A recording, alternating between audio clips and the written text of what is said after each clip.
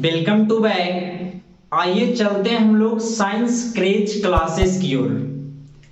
कल की क्लास में हमने आप लोग को साइंस का विषय सूची यानी पूरा सिलेबस बताए थे, तो उस सिलेबस को आप लोग अच्छे से देख लिए होंगे।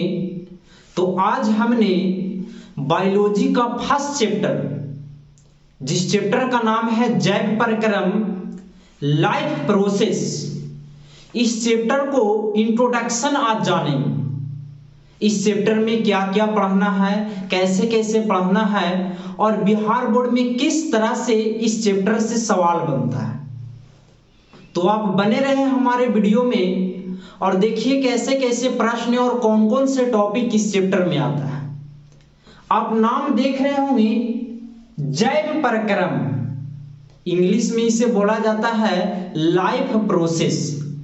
यानी सपोज डेट मान लिया जाए कि कोई ऐसे जीव जंतु हो जो वह स्वपोषी हो, परपोषी हो, यानी किसी भी रूप में एक दूसरे पर भोजन के लिए, अपना जीवन यापन के लिए किसी न किसी रूप से किसी अन्य जीव पर आश्रित रहना, अपना जीवन यापन करना, एक तरह से उसे हम जैव प्रक्रम कह सकते हैं।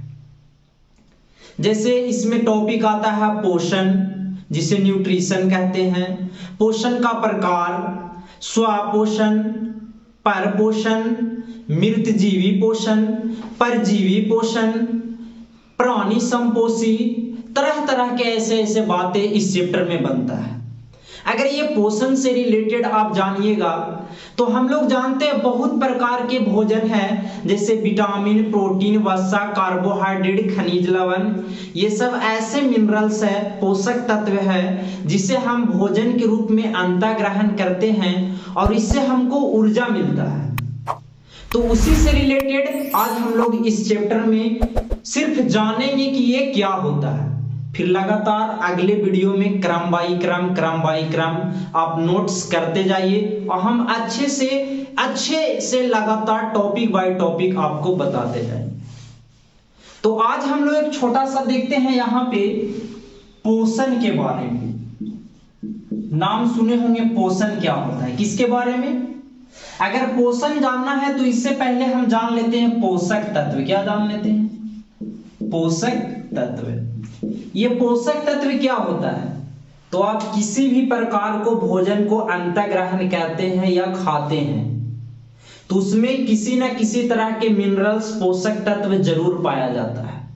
चाहे आप पानी ही क्यों ना पिए, उसमें भी कुछ ना कुछ मिनरल्स है।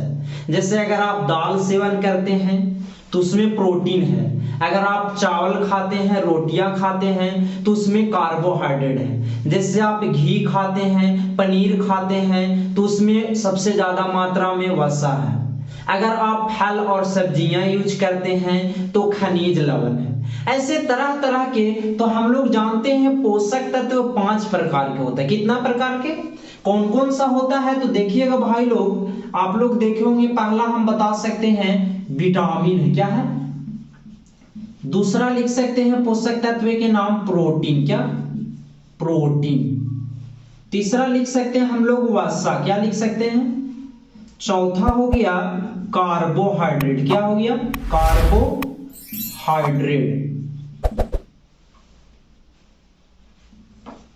और पांचवा हो गया जिसका नाम है खनिज लवण।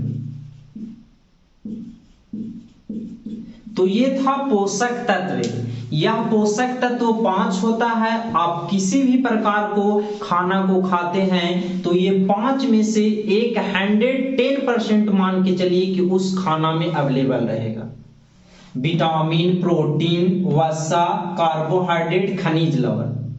तो पोषण का डिफिनेशन कहता है कि किसी भी प्रकार के जीव जंतु भोजन के रूप में, यानी खाने के लिए, किसी भी प्रकार के जीव जंतु भोजन के रूप में पोषक तत्वों को ग्रहण कर उसका उपयोग करना, इट मीन्स वह क्या कहलाएगा? न्यूट्रिशन यानी पोषण कहलाएगा। भोजन के रूप में पोषक तत्वों को ग्रहण कर उसका उपयोग करना पोषण कहलाता है। अगर आपको डिफिनेशन लिखना है तो हमारा वीडियो आप रोक लीजिए और अपना कॉपी में नोट्स कर सकते हैं। यह देखा जाता है कि मुख्य रूप से यह पोषण दो प्रकार के होते हैं। कितने प्रकार के? 10th लेवल के आधार से लिख सकते हैं स्वपोषी पोषण और दूसरा लिख सकते हैं हम लोग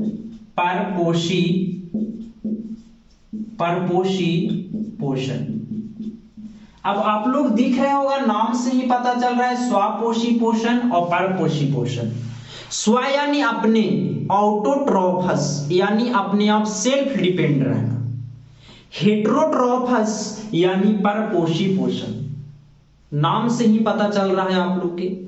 तो ये स्वपोषी पोषण एक तरह से ऐसा भी डिफिनेशन बताया जाता है कि वैसा जीव जो अपना भोजन स्वयं बना ले, अर्थात वैसे जीव जंतु जो कच्ची सामग्री जैसे कि सूर्य के प्रकाश, क्लोरोफिल, जड़ के मदद से जल और पत्तियों में पाए जाने वाला यानी अकार्बनिक वस्तुओं से अपना भोजन बना ले, उसे हम स्वपोषी नाम दे देते हैं।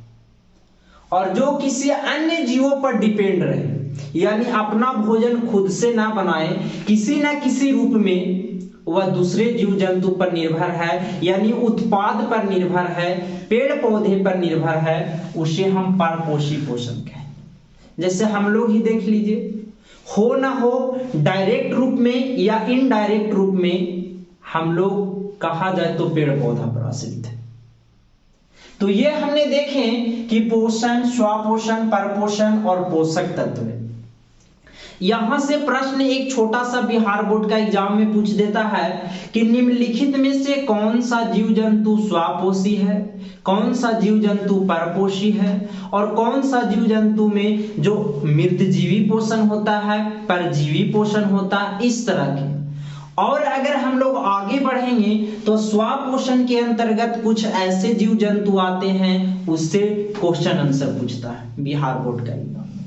तो ये लेक्चर आप लोग का ज्यादा बड़ा हो जाएगा, तो कल इससे आगे हम डिटेल रूप से बतावेंगे स्वपोषण कैसे कहलाता है, स्वपोषण होने के लिए क्या जरूरत है, परपोषण कैसे कहलाता है और परपोषण होने के लिए क्या जरूरत है। इसके बाद फोटोसिंथेसिस, प्रकाश संश्लेषण, आहार नाल के बारे में पढ़ेंगे, छोटी आंत, बड़ी आंत, दांत, जीभ, यकृत, अग्नाशय, अमाशय, ये सारे को डिटेल से हम लोग जानेंगे। 6 से 7 पार्ट में ये वीडियो चलेगा।